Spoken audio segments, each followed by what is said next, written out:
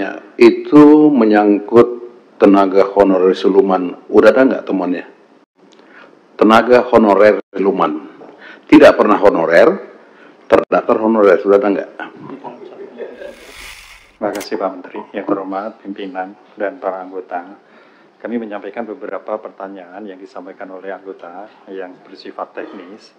Yang pertama, kaitannya dengan verbal dari Pak Mardhani. Jadi kami sudah melakukan verbal, Bapak. Jadi ada 6 kriteria untuk menetapkan verbal itu untuk dipakai untuk verbal yang dilakukan antara BKN dengan BPKP. BPKP khusus itu kriteria yang pertama, yaitu berkaitan dengan pembayaran honorarium. Itu yang pertama.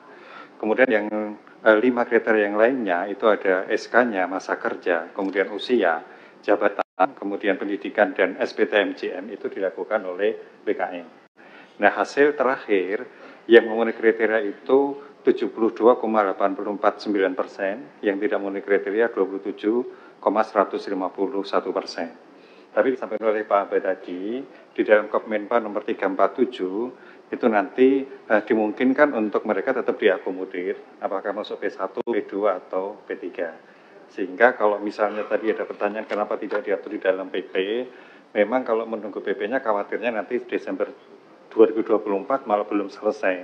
Sementara disampaikan oleh Pak Menteri tadi, SE ini tidak akan melanggar Undang-Undang 20 tahun 2023, tapi justru mempercepat.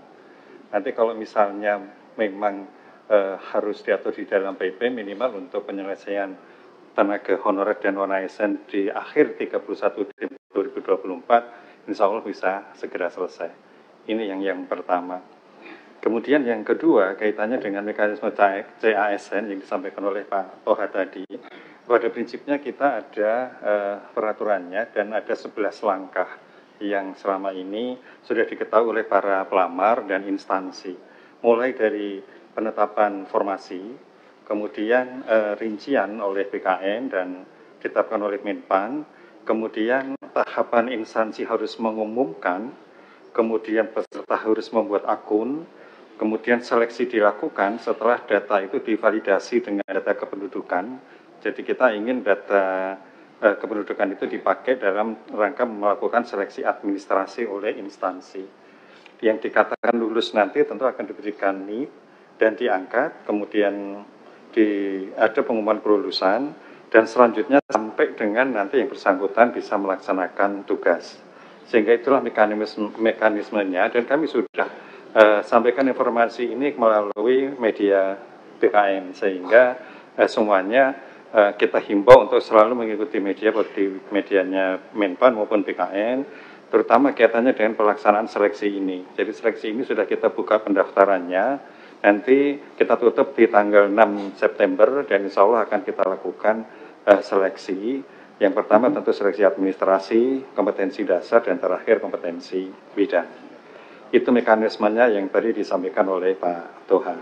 Kemudian nanti yang kaitannya dengan mereka yang sudah lulus tidak mendapatkan SK, kami cek kembali Pak, kalau datanya memang ada, kami tentu akan cek.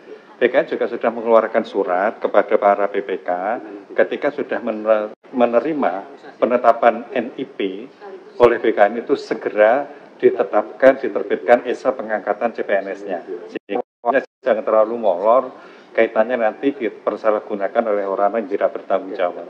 Jadi kamu butuh data itu, kira-kira nanti akan kita cek ada permasalahan apa, kenapa yang bersangkutan tidak mendapatkan SK. Kaitannya dengan data yang dihack, mungkin Pak Deputi Sinka bisa menyampaikan gambaran secara singkatnya supaya kita semuanya mendapatkan informasi yang jelas dan lebih lengkap lagi. Silakan.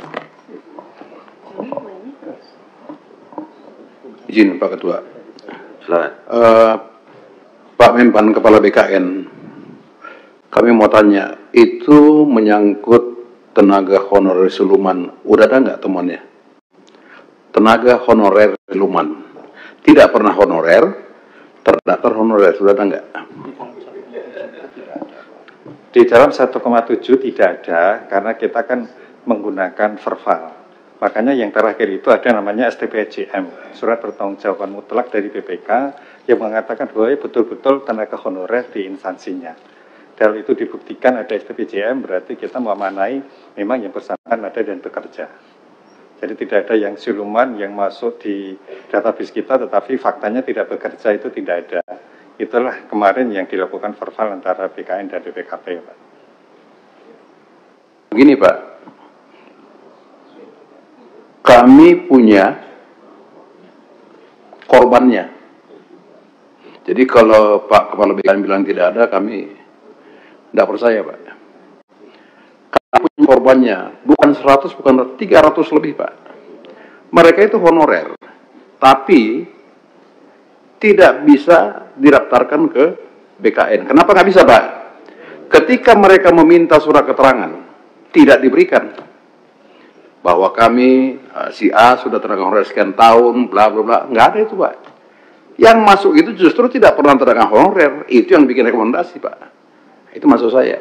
Terima kasih.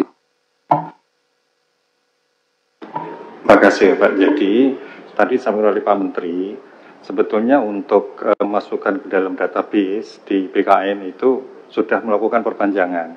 Jadi yang pertama tahun 2020 diperpanjang 2021 karena adanya permintaan dari para instansi. Banyak mereka yang belum sempat dimasukkan ke dalam database. Dan terakhir dengan surat Pak Menteri itu ditutup 31 Desember 2022. Sehingga banyak surat ya ke BKN juga, mereka ingin memasukkan tenaga honorer atau non-ASN, mohon maaf, ke dalam database kita. Tentu kita tidak bisa menyetujui karena sistemnya juga sudah kita tutup, aturannya dan perintah dari surat Pak Menteri sudah selesai. Nah, kaitannya yang tadi, kalau misalnya mereka itu apakah ada di dalam database kita, sebetulnya orangnya nggak ada, tapi itu masuk. Nah, itulah verbal yang saya sampaikan tadi Pak Pimpinan. Jadi verbal itu memang kita cek yang dari 6 kriteria, itu kita buktikan dengan dokumen-dokumen yang ada. Pertama misalnya kaitannya dengan pembayaran. Tidak mungkin seseorang yang tidak dibayar dari belanja pegawai, tiba-tiba yang bersangkutan dinyatakan dia memenuhi syarat atau kriteria di dalam database kita. Kita sampaikan kepada instansi. Jadi itu Bapak.